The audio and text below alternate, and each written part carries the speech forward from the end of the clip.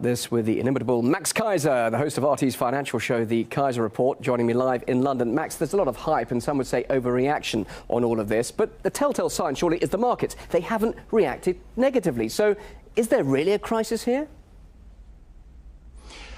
Well, Bill, I think we should take the words of Warren Buffett to heart. He recently described the Federal Reserve Bank and the American economy as one giant hedge fund. And he's absolutely correct.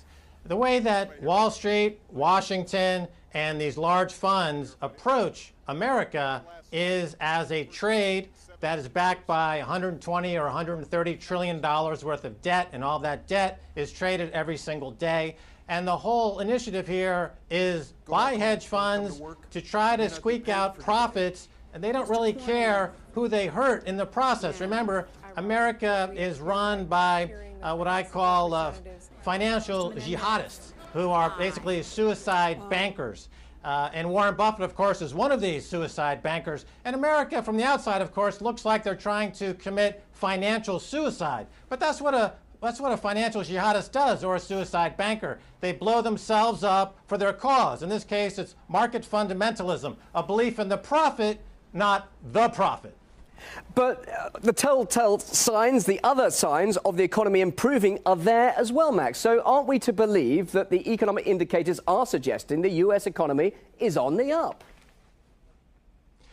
Well, you look at a deal recently between Carl Icahn and Apple Computer.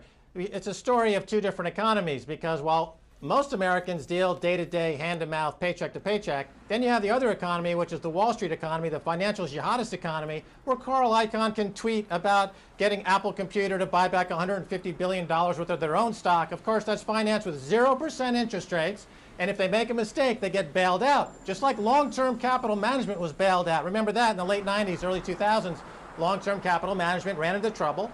Alan Greenspan, the Fed chairman at the time, bailed them out. He lowered interest rates to bail out a hedge fund. What will happen here, Bill? This is the outcome. There's two outcomes. Either A, the Federal Reserve Bank will increase their monthly buyback of bonds from $85 billion a month to $120 or $130 billion a month, or America defaults on its sovereign debt like it did in 1971 when they closed the gold window. Those are the two outcomes. So what we see here is jockeying between these two powerful sources in Washington, Congress and the Senate. By the way, they all own stocks.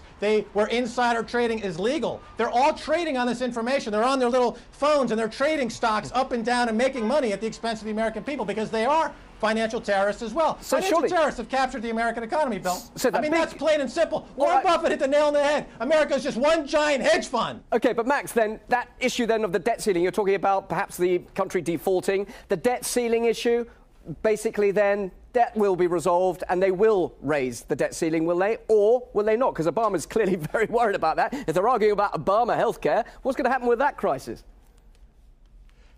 Bill, the smart money would be short the stock market right now. And then when they raise the debt ceiling and print 120 billion, 130 billion a month in brand new quantitative easing, there'll be another huge rally. Okay, that's the insider scoop. I'm telling you how to make money on this facade, this kabuki theater that has become America. America is the most watched soap opera in the world right now. It's a huge hedge fund. You've got CNBC covering it like some episode from Breaking Bad, the popular show about methamphetamine on cable TV, and Ben Bernanke and Barack Obama. You can just imagine them in the back room cooking up some meth and selling it on the street to finance their habit, which is defense spending, torture, extraordinary rendition, bombing people overseas, droning people. That costs a lot of money, Bill. And the only way they can finance that is by treating the entire economy like a hedge fund where they just extract wealth second by second, manipulating markets, trading on inside information. JP Morgan, Lloyd Blankfein, HSBC, Barclays, inside trading, market manipulation. They've been caught at it time and time again. Laundering money for Mexican drug cartels in the case of HSBC. Over and over again, Bill. It's just drugs, insider trading, market manipulation, and Warren Buffett. That's all that's left in America. All right, you're great with the plot lines here. So how's this episode going to end then, this particular episode with the federal government shutdown? Is that going to be resolved soon? Could it drag on for 3 weeks like we've seen in the past, just briefly? A lot of people will get hurt, but the people in Washington consider the American public to be expendable. They don't need the American public. They don't need their taxes. They don't need them working, because when they need money, they just print it. It's like Saudi Arabia in America. Saudi Arabia, when they need money, they just pump more oil. They don't need the population. That's why they live in destitute. That's why there's so much poverty in Saudi Arabia. Same thing in America. There's a huge amount of poverty because that top prince class in America, when they need some cash, they just get Ben Bernanke to print it. It's Saudi Arabia. It's called the new American dream. It's called the Saudi Arabian dream has come to America.